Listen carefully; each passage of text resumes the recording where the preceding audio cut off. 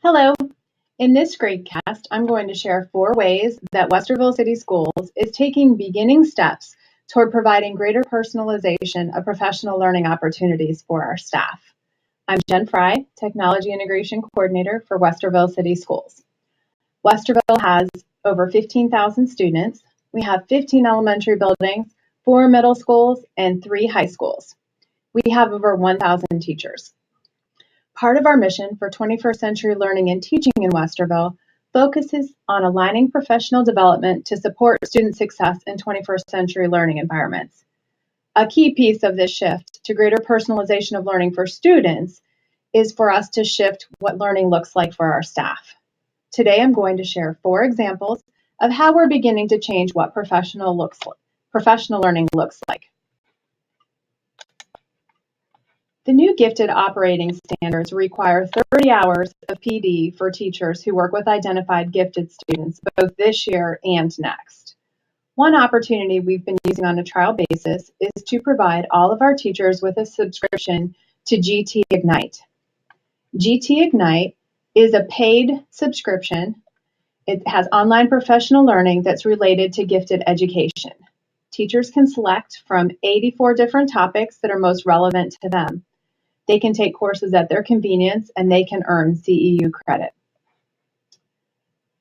A second example of how we're moving towards a blended learning environment and personalized professional learning is found in our Secondary Social Studies Materials Exploration course. We currently own online subscriptions to a textbook publisher that are set to expire for 2 of our courses at the end of this year. Because of this, we're in a position to explore course materials with our teachers. We planned these days of PD in a blended model and incorporated learning options in the second half of the day. This PD intentionally put teachers in a station rotation model in the AM where they visited all 4 stations. Although learning content was provided at each station, they also had the opportunity to research topics on their own. So you can see we had an agenda, we have an icebreaker, which was a face-to-face activity. We had another face-to-face activity where we shared materials that we're currently using, and then we went into our stations. So there's 4 stations that they had, and they rotated through each one of these stations. One way that they were able to personalize learning is that they didn't have to use the resources that we had put in each folder. If they wanted to go off and do research on their own around the topic, then they were able to do that. In the PM, we moved to a second level of the station rotation model, and we moved into learning options. Half of our group was with us, and we watched a video together. We analyzed the video and had a discussion around it. The other half of the teachers had learning options where they were able to select 2 options from 4 choices. So they came into our learning management system. They saw the options that they had to choose from, and they were able to pick which ones that they wanted to learn about. So again, if they wanted to go off on their own, but using the topic and do research on their own, they were able to do that. We asked for them to demonstrate learning, but they were also able to show other ways of demonstrating learning than what we had suggested. So we tried to give them some voice and choice in this learning. There was some control over path and pace, in that inside of these options, they're able to work at their own pace. It also afforded them the opportunity to be able to come back if there was learning options that they didn't get to and that they didn't have time to get to, or if there was part of the learning options they were in that they didn't get to during that time that we gave them, they were definitely welcome to be able to come back to that at any time. A third example of personalized PD is found in our principal building courses. Many of our building principals have chosen to utilize our learning management system to create courses for their staff. They're in varying stages of using these courses to manage their teacher-based teams, communication flow with staff, and professional learning opportunities for teachers. In this high school course, PD learning options have been developed for a staff early release.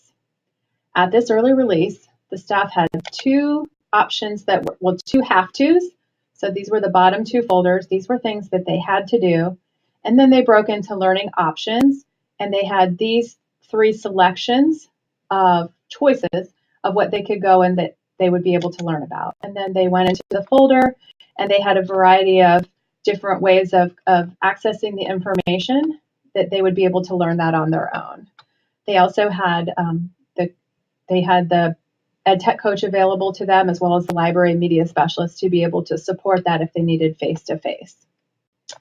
So this is a really small step toward personalization, but using your imagination, you can see how that this could be built out, developed for any of professional learning that the staff would need. They also surveyed their staff before they put those 3 learning options in there, so those options were based on choices that the staff had picked. Another example, our final example, is found in the Point View Elementary staff course. In this course, they're working to build out learning that's centered around a school-wide initiative that's called Leader in Me. So Leader in Me has been going on in this building for a couple of years, but of course, just like in any other buildings, they have new staff come in every year, and that staff may not have been through the original training.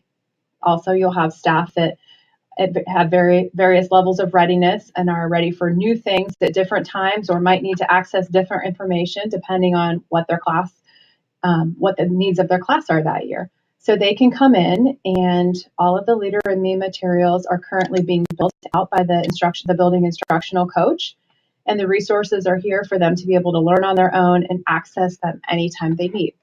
So this is an example of a building that's trying to develop anytime, any place learning that's just right for their teachers. Although these are really small steps toward personalizing staff professional learning, it's the beginning for us, and we're modeling the change that we would like to see with our students.